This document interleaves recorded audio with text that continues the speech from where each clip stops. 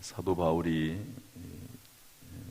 오늘 제목은요 21절에 있는 말씀에 따라서 하나님의 뜻이면, 사도 바울이 만일 하나님의 뜻이면 너에게 돌아오리라 이랬거든요. 여기에 근거해서 하나님의 뜻이면 이렇게 제목을 정해봤습니다. 한번 따라서 합시다. 하나님의 뜻이면, 하나님의 뜻이면. 사도 바울이 이제 1차 전도 여행을 마치고 또 이제 2차 전도 여행도 마칩니다. 그래서 오늘 말씀 보면 22절에 보면 안디옥으로 내려가서 이렇게 되어 있잖아요. 그런데 안디옥은 사도 바울을 파송했던 곳입니다. 그래서 이제 그곳으로 다시 내려갔다라고 하는 말은 이제 2차 선교 여행이 끝났다 이런 말입니다. 그리고 나서 23절에 보면 얼마 있다가 떠나 이렇게 되어 있습니다. 1차 선교여행을 하고 2차 선교여행을 떠날 때는 시간이 좀 걸립니다. 꽤 걸립니다. 그런데 2차에서 3차로 갈 때는 그렇게 먼 시간은 아니었던 것 같아요. 그래서 얼마 있다가 떠나 이제 3차 선교여행을 떠나게 됐다. 그런 말씀입니다. 고린도에 있다가 이제 수리아로 떠나갈 때 브리스길라와 아굴라가 함께 따라가죠. 함께. 그래서 이 브리스길라, 아굴라는 평생 사도 바울의 동력자가 됩니다. 동력자. 서로 사도 바울이 성격이 보통이 아니거든요. 그 사도 바울의 성격을 맞추기가 얼마나 어렵습니까? 이 바나바 같은 사람도 얼마나 성격이 좋은 사람입니까? 그런데 이 바나바도 사도 바울과 함께하지 못하고 2차 때는 서로 이렇게 갈라서지 않습니까? 물론 이제 사명이 다르니까 그렇기도 했지만 사도 바울이 보통 성격이 아닙니다. 그런데도 불구하고 이 브리스길라와 아굴라가 이 사도 바울을 도우면서 또 사도 바울의 지도를 받으면서 사도 바울과 함께 사역을 해서 그야말로 윈윈입니다. 윈윈. 사도 바울에게도 큰 복이고 또 브리스길라 아굴라에게도 얼마나 큰 복입니까? 이런 일을 했다 하는 것을 알 수가 있습니다.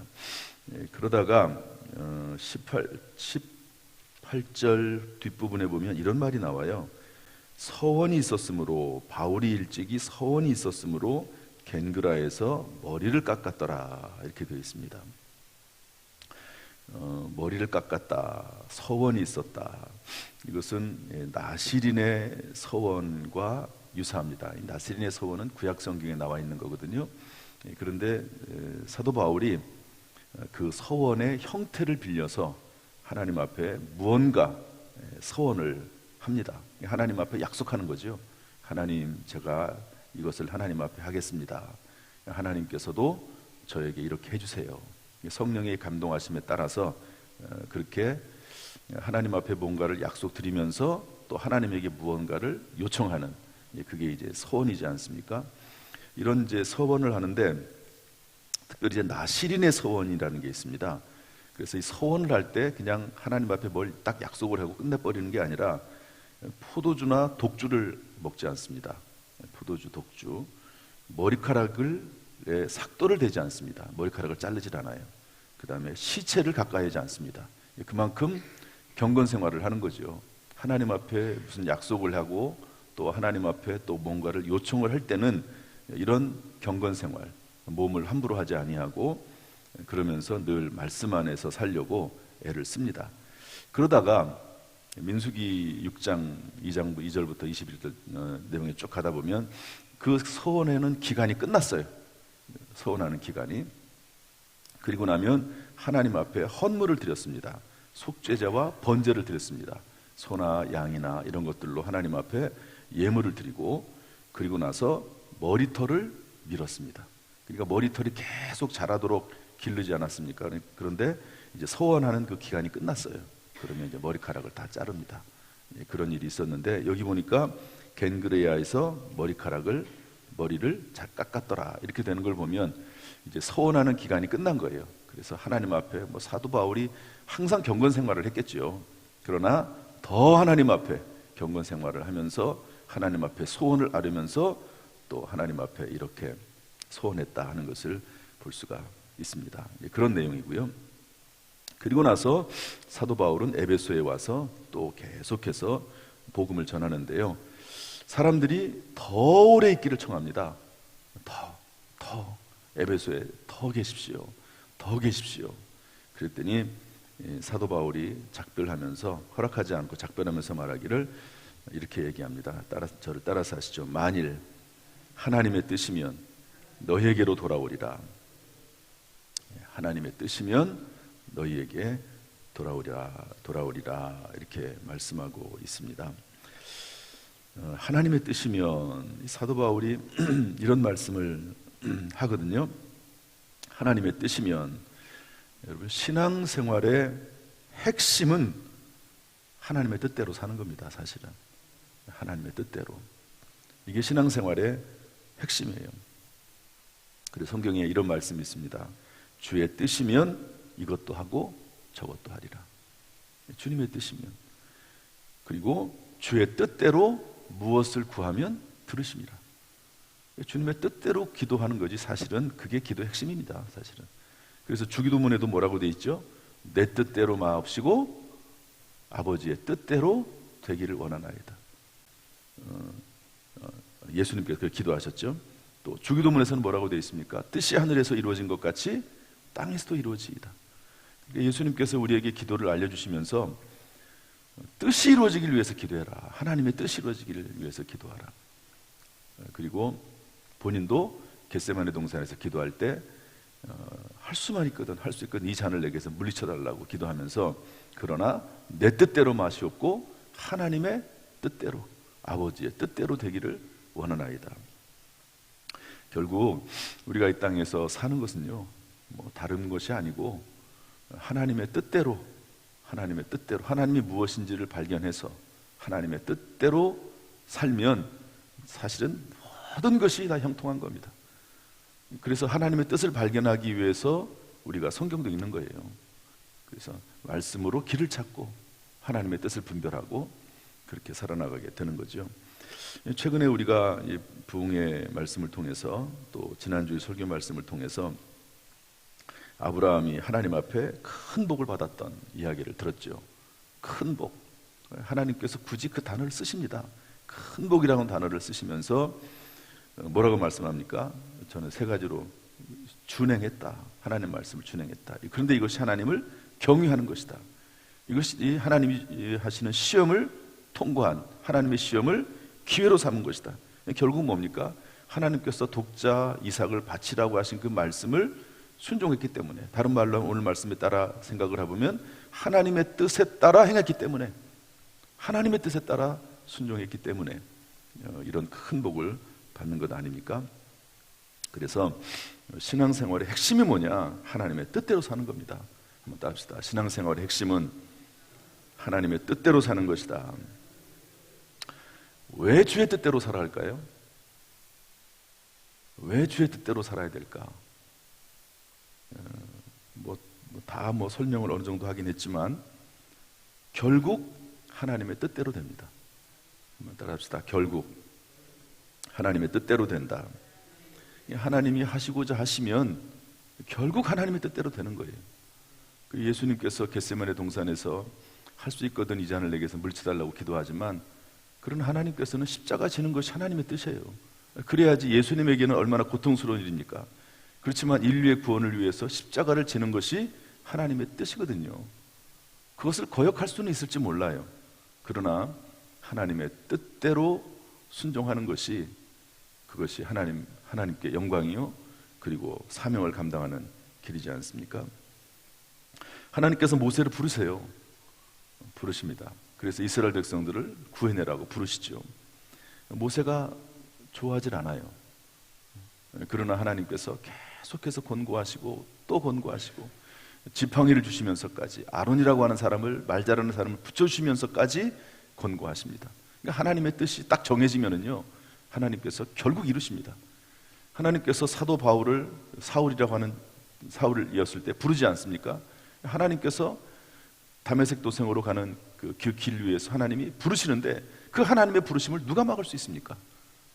그렇게 완악하고 예수 믿는 사람들을 잡아 죽이고 예수가 이단이라고 생각하고 했던 사울이라고 하는 사람도 하나님께서 한번 부르시고자 작정하시면 그것을 막을 사람이 없습니다.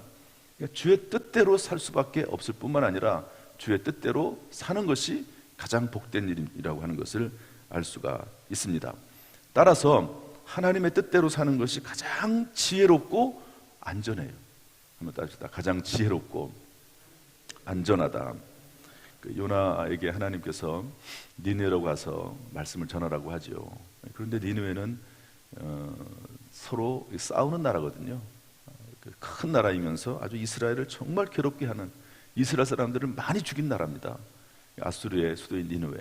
거기 가서 하나님 말씀을 전하라니까 싫어가지고 다시스로 도망가죠. 그런데 하나님께서 그걸 내버려 두십니까? 풍랑을 만나게 하시고 그리고 물고기 뱃속에 들어가게 하시고 결국에는 니느웨로 가게 하십니다. 복음, 하나님 말씀을 전하게 하시고 그 사람들을 다 이렇게 살려내지 않습니까? 그러니까 하나님 말씀대로 사는 게 결국에는 가장 지혜로운 거예요. 할렐루야. 그리고 가장 안전합니다. 실수하지 않는 길이, 그리고 결국에는 잘 되는 길이, 그게 뭐냐? 하나님의 뜻대로 사는 것이죠. 여러분, 따라서 하나님의 뜻대로 살 때 우리가 결국 승리하게 되고 끝이 좋게 되는 줄로 믿습니다. 여러분, 요셉이 형들에게 팔려서 종살이 옥살이하고 얼마나 억울합니까? 스트레스 받아가지고요, 웬만한 사람은 병들어 죽을 겁니다. 그리고 우울증 걸리고 이렇게 될 겁니다. 그러나 그럼에도 불구하고 하나님의 뜻대로 삽니다. 하나님의 뜻대로. 그래서 그 보디발 장군의 아내가 유혹할 때 단호하게 거절하잖아요. 하나님이 보고 계신다. 하나님이 보고 계신다. 비록 여기에 아무도 없고 당신과 나밖에 없지만 주인의 아내가 유혹할 때 둘밖에 없는 것처럼 보이지만 주인이 모든 것을 다 허락했지만 당신을 금했다. 내가 주인을 배신할 수 없다. 그리고 또 하나는 하나님이 보고 계신다. 하나님의 뜻에 따라 살아가는 거예요. 그렇게 하니까 또 성실하게 살지 않습니까? 그런 억울한 일을 당하고 불편한 일을 만나고 살 수 없는 일을 만났는데 그럼에도 불구하고 하나님을 믿는 믿음 가운데서 성실하게 살아나갔더니 결국에 하나님의 뜻이 이루어지고 승리하게 되고 끝이 좋게 되는 것을 볼 수가 있습니다. 이것을 보면 결국 하나님의 뜻대로 사는 것, 하나님의 말씀대로 사는 것, 우리로 말하면 성경 말씀대로 사는 거죠. 그러다가 이제 성령께서 우리에게 감동하셔서 하나님의 말씀을 좀 더 깊이 깨닫기도 하고 또 직접 음성을 들려주기도 하시고 그러기도 하지만 일단 하나님의 뜻을 분별해서 하나님의 뜻대로 사는 것이, 그것이 정말로 우리에게 복된 일이고 지혜로운 일이고 안전하고 끝이 잘 되는 그런 일이 바로 하나님의 말씀대로 하나님의 뜻대로 사는 일인 줄로 믿습니다. 사도 바울은 이것을 어떻게 배웠을까? 아마도 제 생각에는요, 2차 전도여행을 떠날 때 발견하지 않았을까 하는 생각을 합니다. 1차 전도여행 때 아시아로 가려고 그랬는데 길을 다 막으시잖아요, 하나님께서. 그러다가 마게도냐 사람 하나가 꿈에 나타나가지고요, 우리를 와서 도우라, 와서 우리를 도우라. 그것을 이제 듣고 꿈속에서 유럽으로 가지 않습니까? 마게도냐로 가지 않습니까? 이런 삶을 살면서 아, 그렇구나, 나는 아시아로 가려고 했지만 하나님의 뜻은 유럽 전도였구나, 이러면서 하나님의 뜻을 분별해 나가는 것이죠. 그걸 발견해 나가는 삶을 살지 않습니까? 정말로 하나님의 뜻이 늘 분별되고 깨달아지는 은혜가 있기를 주님의 이름으로 축복합니다. 그래서 하나님의 뜻 안에서 행동하면 되는 거예요. 우리의 삶 속에서 어떤 모습이 있든지 간에 하나님의 뜻대로 행하는 겁니다. 이 현재의 삶 속에서 우리가 그 상황이 마음에 안 든다고 불평할 필요도 없습니다. 하나님의 뜻이면 다 그것을 지나가야 됩니다. 지나가야 돼요. 저도 지금까지 목회를 하면서 여러 일들을 겪었지만 고생하면서 겪어야 될 일은 겪어야 돼요. 마귀의 시험은요, 물리쳐야 되지만 하나님의 시험은 겪어야 됩니다. 그것이 끝나지 않으면, 겪지 않으면 해결이 안 돼요. 하나님께서 요셉을 고생시키려고 하시는 거거든요. 사실은 종살이 옥살이 하면서 고생시키는 겁니다. 그래야지 배우니까. 그래야지 애굽의 문화를 익히고 언어를 익히고 감옥에 들어가서 정치를 배우고, 정치범 수용소니까요, 들어간 곳이. 그러니까 현재 상황에 대해서 늘 하나님의 뜻을 구하면서 감사하고 항상 기뻐하라, 쉬지 말고 기도하라, 범사에 감사하라. 이것이 그리스도 예수 안에서 너희를 향하신 하나님의 뜻이니라. 하나님의 뜻이라고 아예 못을 딱 박아놨어요. 항상 기뻐해라, 쉬지 말고 기도하라, 범사에 감사하라. 이것이 하나님의 뜻인 줄로 믿습니다. 이렇게 하나님의 뜻대로 살다 보면 하나님께서 그 길을 선하게 인도하세요. 합력의 선을 이루게 하시고 최후 승리하게 하시는 줄로 믿습니다. 이런 놀라운 역사가 우리의 모든 삶 가운데 충만히 임하기를 주님의 이름으로 축원합니다. 기도하겠습니다. 하나님 아버지, 사도 바울이 2차 선교여행을 마치고 이제 안디옥으로 다시 돌아오기 전에 에베소 교인들에게 말하기를, 만일 하나님의 뜻이면 너에게 돌아오리라. 하나님의 뜻이면, 하나님, 우리가 늘 하나님의 뜻대로 사는 삶을 살아갈 수 있도록 인도하여 주옵소서. 말씀으로 하나님의 뜻을 분별하고 기도하는 가운데 하나님의 뜻대로 살아나갈 수 있는 능력을 얻는 우리 모든 성도가 되게 하여 주옵소서. 그래서 하나님께 영광이요, 반드시 우리 인생이 승리하고 우리의 삶이 지혜롭고 안전하게 될 수 있도록 하나님 역사하여 주옵소서. 오늘도 이 새벽에 나와서 기도의 사명을 감당합니다. 바라기는 우리의 기도의 영역이 넓어지고 땅 끝까지 이르러 기도할 수 있도록 우리의 입술을 사용하여 주옵소서. 자신만을 위해서 기도하는 것이 아니라 교회를 위해서, 또 주의 종들을 위해서, 나라 민족을 위해서, 땅 끝까지 온 세계의 복음 전파를 위해서, 또 이 세계에서 일어나는 모든 일들에 대해서도 하나님 앞에 기도하는 그런 시간 될 수 있도록 도와주옵소서. 이 시간 우리의 기도를 들으시고 하나님 일을 만들어서 성취하여 주옵소서. 하나님의 뜻이 이루어지기를 원합니다. 예수님의 이름으로 축복하며 기도하옵나이다. 아멘. 이제는 우리 주 예수 그리스도의 은혜와 아버지 하나님의 무한하신 사랑과 성령님의 감동, 감화, 은혜, 축복, 교통하심이 이 새벽에 나와서 기도하는 모든 성도들 한 사람 한 사람 머리머리 위에, 그 가정, 직장, 사업, 자녀, 심령 위에 함께 하시기를 간절히 축원하옵나이다. 아멘.